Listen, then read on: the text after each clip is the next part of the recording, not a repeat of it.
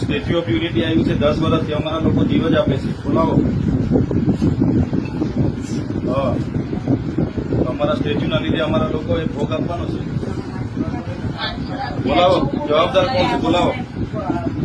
એ તો આ 31 તારીખ સુધી લઈને બેસી છે. હા, તમારી એકતા પરેડને લીધે અમારા લોકોએ જીવો આપવાના છે. રાતને દિવસે કામ કરાવી. બોલાવો જવાબદાર વ્યક્તિને બોલાવો. હા, પરિવારવાળા નાના નાના છોકરાઓ 1 છોકરાઓ મરી ગયા છે.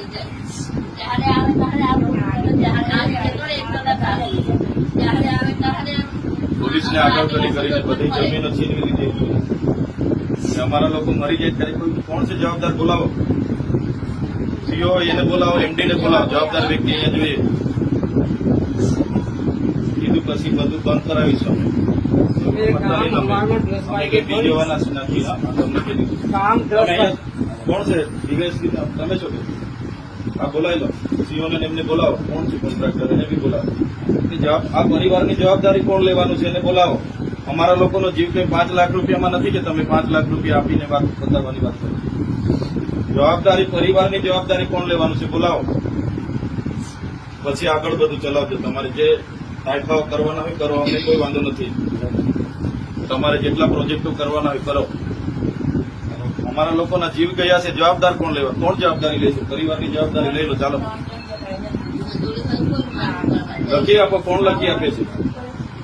ડીવાયએસપી સાહેબ બોલાવો. જવાબદાર અધિકારીને બોલાવો. પરિવારની જવાબદારી તો લેવી પડશે ને.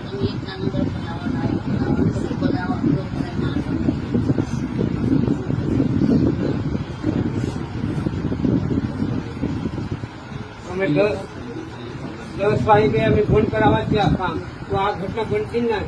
કામ પણ નહીં કર્યું. ત્યારે અમારી જમીન ઉપર અમે હા મેન સાહેબ આવશે. ડીવાયએસપી સાહેબ જવાબદાર અધિકારીને બોલાવો.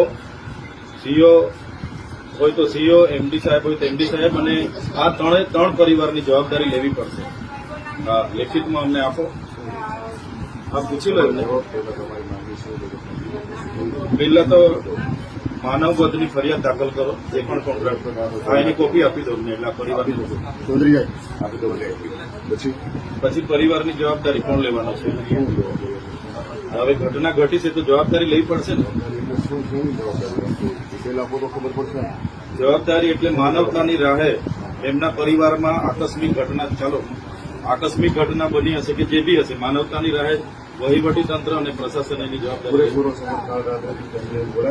કઈ રીતના સપોર્ટ આપવો છે ના, એટલે કઈ રીતના સપોર્ટ કઈ રીતના આપવાના છો અમને કેમ? અમને ખબર પડે.